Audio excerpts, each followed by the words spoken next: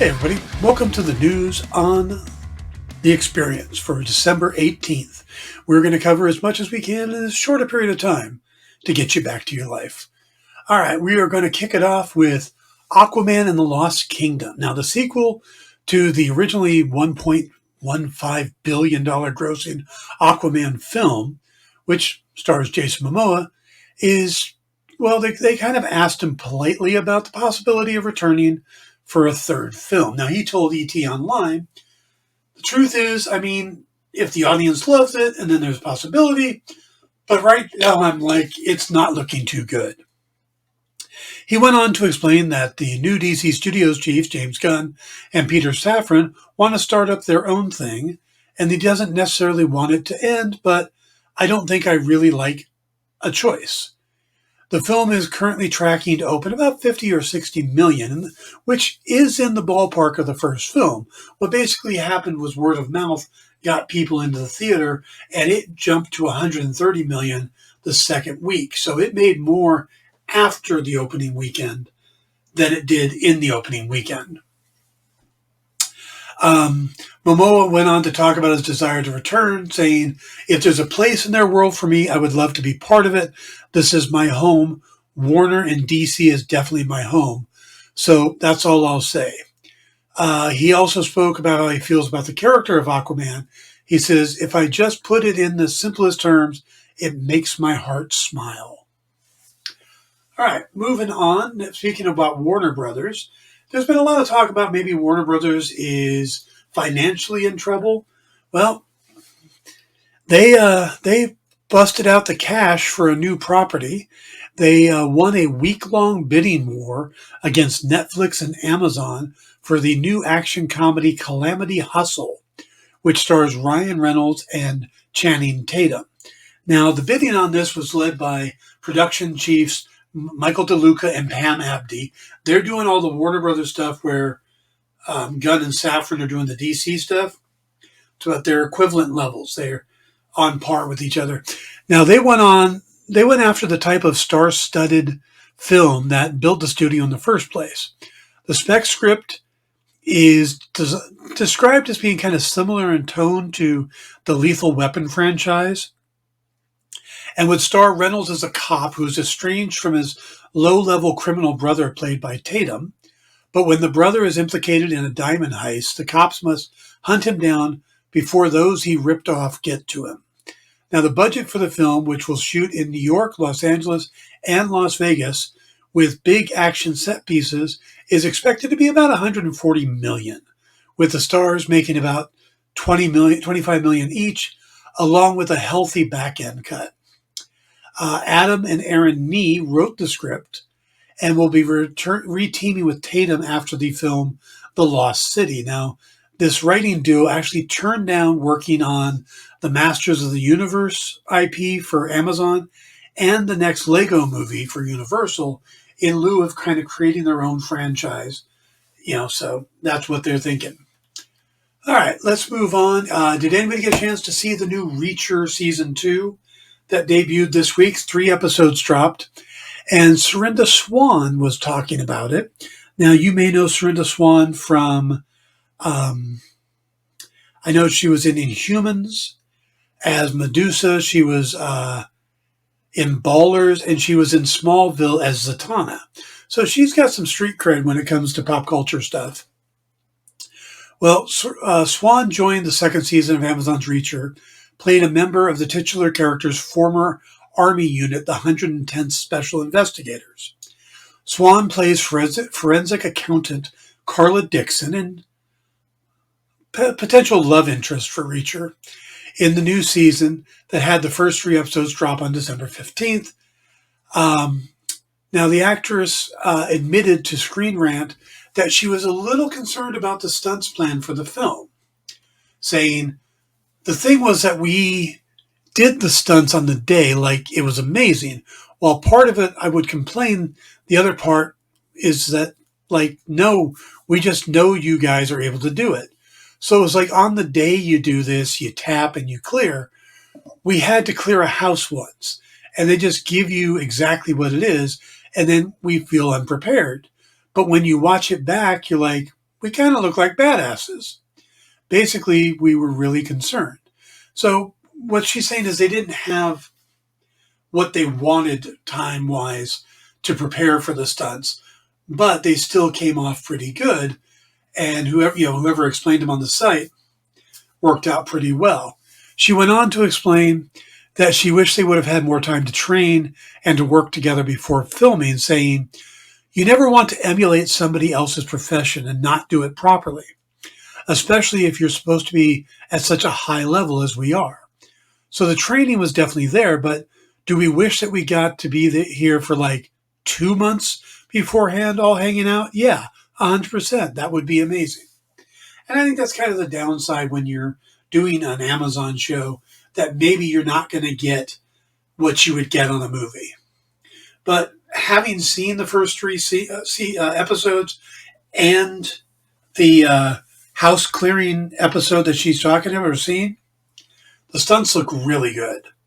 So, all right, moving on. Hey, Hulu announced a second season for a Marvel series that many of you and me probably forgot was even a thing.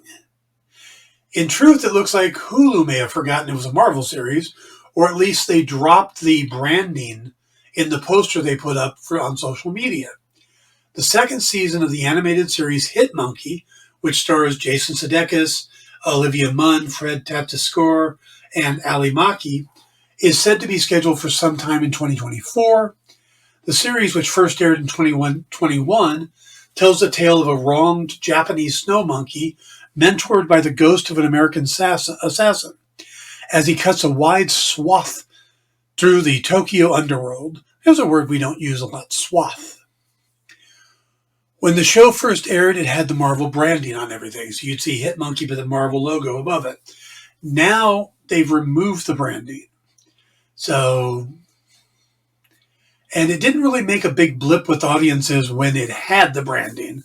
So we got to have to wait and see how this fares without the Marvel logo. All right, moving over to Superman Legacy, we got a bit of an update on that from director James Gunn, as he hit social media first with part of the story he drew, a storyboard he drew. He does that. He draws out storyboards and uses them to kind of move things forward. Now, it's simply just a headshot with arrows showing a close-up with the camera moving out. And with the image Gunn posted, spoiler, well, probably not. I'm constantly drawing Superman Legacy shots and storyboards all over everything. Here's one I just sent to my department heads to understand how tight a shot was going to be we had been discussing. He went on to explain that the thin arrows show the movement of the subject, while the block arrows show the camera movement. He then confirmed the costume is mostly done, but we're still going back and forth on some elements. And a lot of the score, maybe even most of the major themes, have already been written. Now, he shared that the DC Studios opening logo sequence will change with the debut of his DCU. Now, a fan asked why, if most of the score has been written, why a composer had not been named. And Gunn said, "I'm not sure the deal is closed yet. I have to check. And yes, I know that sounds crazy since so much of the score has been written, but when you're riding the waves of inspiration, what are you going to do? I wrote most of Peacemaker and all of Creature Commandos before I had closed the deal." So Superman Legacy is set to premiere July 11th, 2025.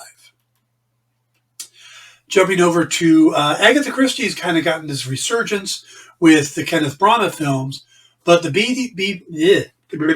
BBC adaptation of the upcoming Agatha Christie's Murder is Easy has made a change to the lead character that Christie's great-grandson says the author would approve of. The main character, Luke Fitzwilliams, has been given a Nigerian background, giving the 1939 novel a young black hero, something no Christie story has ever had. Now, James Pritchard, Christie's great-grandson, and the one in charge of the author's estate, said that the mystery writer would not only approve of the change, but felt that adaptations of her novels needed to be changed to justify the change of medium. He said the first few adaptations of her plays were done by other people, And she didn't like them because she didn't think they were radical enough for the change of medium. She recognized that when you shift the medium, you need to shift the story. I also believe there are adaptations, not translations. And you're looking at the story from where you are now, 90 years after this was written. Now, David Johnson, the star of Industry and Rye Lane, revealed that he was nervous about taking on the role under such circumstances. He said, I was a little bit unsure. It's the first time that an Agatha Christie has had a young black hero. It's marvelous that someone like me can be judged on my acting merit to do something so traditional. And by making that small change, we make a larger change. It's bold, but more people are willing to take risks. So that will be airing on the BBC. All right, moving on. Tom Hiddleston. Well, is Tom Hiddleston done with playing the God of Mischief? After appearing in the multiple Thor and Avengers films and 2 seasons of his own show, it wouldn't really be that surprising if the Loki actor decided to hang up the horns and call it a day. Now, he even spoke in that vein on The Tonight Show, saying, the finale is the conclusion to season 2. It's also a conclusion to season 1 and 2.